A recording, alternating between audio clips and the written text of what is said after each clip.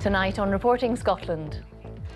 Gordon Strachan leaves his post as Scotland manager, paying the price for the team's failure to qualify for the World Cup in Russia. I'm live at Hampden with all the reaction to Gordon Strachan's departure and news of possible names in the frame to replace him. Also on the programme, a BBC investigation finds that dozens of children have been reported missing by schools and never traced. Financial problems force one of Scotland's biggest elderly care providers to close all of its residential homes. A windfall for wind farms on Scotland's islands. They'll be allowed to apply for subsidies from Westminster.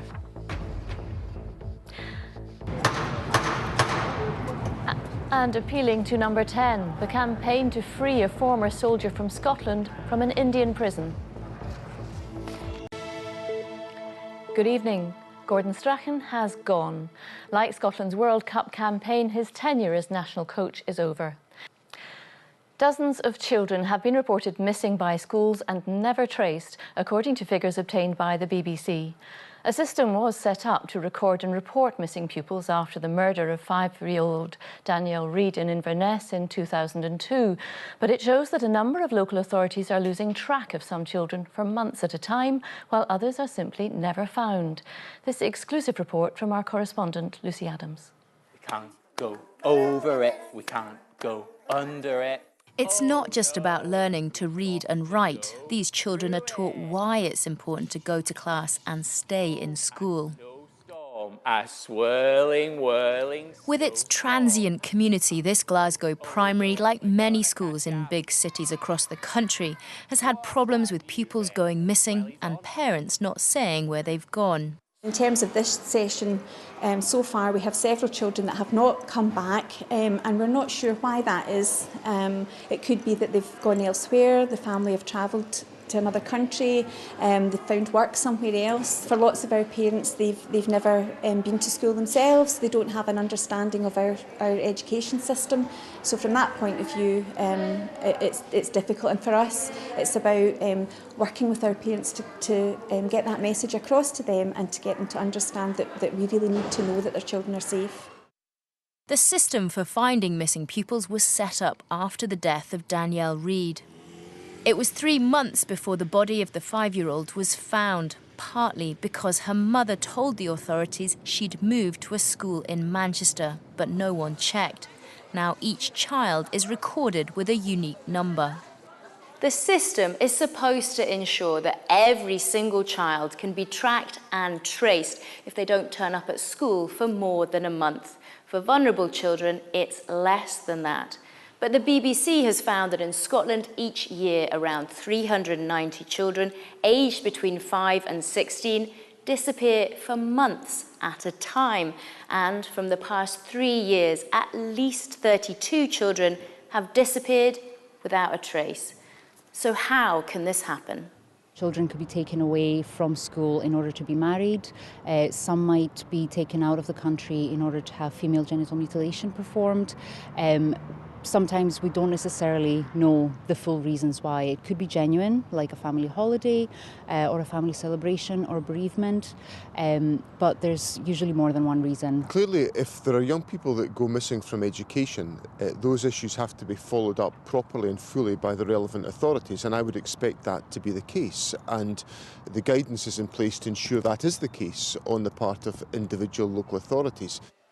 Councils say they follow clear guidelines when a child goes missing, but it's not a problem they can tackle alone. So, shall we climb some trees, Mr. Wiggle? Yeah, let's climb the trees, right? Everybody climb. Most children are found, but questions remain about those who are not. Lucy Adams, Reporting Scotland, Glasgow. One of Scotland's biggest providers of care for the elderly is closing all 12 of its residential homes across the country because of financial problems. A court has heard that a woman accused of murdering her 14-month-old daughter told a police officer the toddler had choked on a piece of bread. There's been a widespread welcome to confirmation that the owners of onshore wind farms on Scotland's islands will now be allowed to apply for future UK government subsidies. Developers looking to get a share of a pot worth more than £500 million will have the opportunity to bid in the next round of renewables contracts in 2 years' time. Jackie O'Brien reports. There's no shortage in the supply of wind in and around Scotland's islands. They're catching some of it through small-scale community schemes, although Shetland, Orkney and the Western Isles have been unable to harness its true commercial potential because they were barred from applying for government support. But now onshore wind projects which benefit islands can bid for a subsidy. The news today is really encouraging. And our job here is to continue our commitment to it. The hard work that we've done here in the Council over the last number of years looks like it's starting to pay off.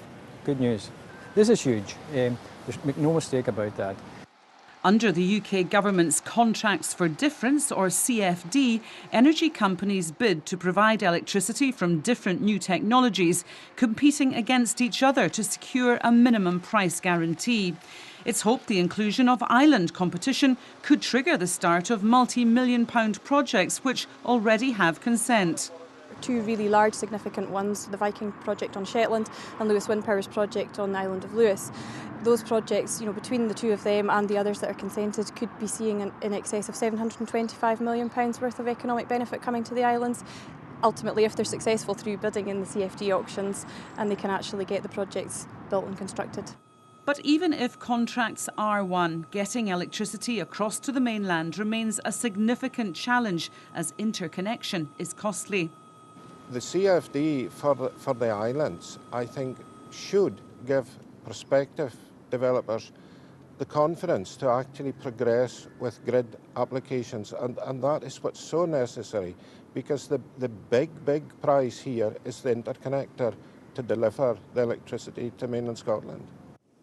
There is some disappointment that wave and tidal projects are not included in the subsidy scheme, but island councils say they'll continue to campaign for more funding support to exploit the benefits of the sea that surrounds them.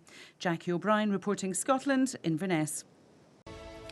A 2-year-old boy from Glasgow was in Downing Street today, delivering a petition calling for his father to be released from a jail in India. There's been a 5-fold increase in the number of fire and rescue staff signed off with stress in the past 2 years.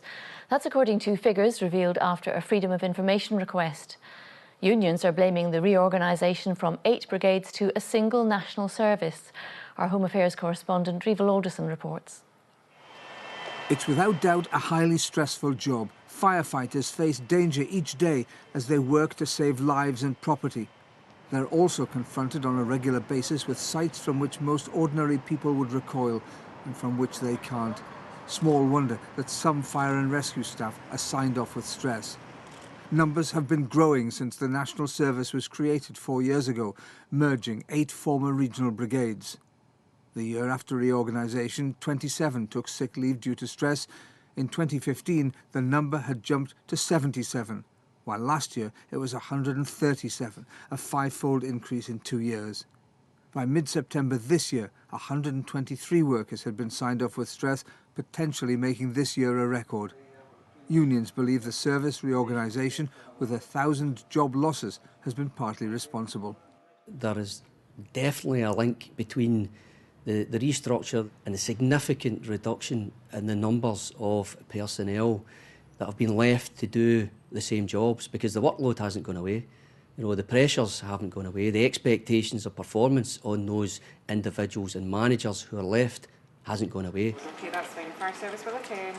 The union says staff in control rooms, which have been reduced from 8 to 3, and middle and upper level managers have been particularly affected by the reduction in staffing levels across the country. In a statement, the Scottish Fire and Rescue Service disputed the rate of increase of stress-related absences, saying it was down to a change in the way such absences were recorded. But it agreed that the reorganisation of the Fire and Rescue Service had proved very challenging. Rival Alderson reporting Scotland, Glasgow. Finally, if you were looking to sell your property, would you consider putting it up for a raffle? Now just time for a reminder of tonight's main news. Gordon Strachan has left his position as Scotland manager by mutual consent, 4 days after the team failed to qualify for the World Cup. And the EU's chief Brexit negotiator said there remains a disturbing deadlock over how much the UK is prepared to pay when it leaves the EU. But the Brexit Secretary David Davis said significant progress had been made. And that's all from Reporting Scotland for now.